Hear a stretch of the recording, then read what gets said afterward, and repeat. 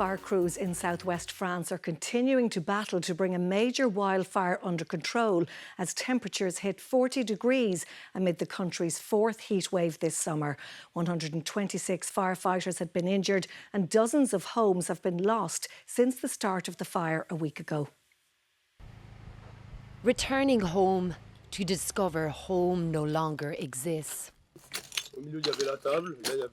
This is the reality for some residents like Raphael in southwest France.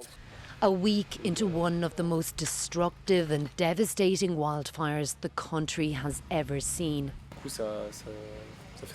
It really hurts, he says. You tell yourself you'll bounce back, but it's like hitting a brick wall. Above all, feeling so helpless, that's the worst part.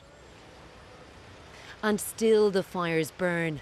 Today, temperatures have approached 40 degrees, signalling France's fourth heatwave this summer, as efforts continue to stop the rapid advance of the fire. There are thousands of firefighters working to control this blaze, and one of the techniques they're using is to deprive the fire of any fuel, any vegetation it needs to grow, and that includes cutting down trees. Thousands of trees have been stripped from this land in recent days. Some progress has been made, but fire crews warn that the risks remain. As we speak, the situation is stable, but the fire is still not under control.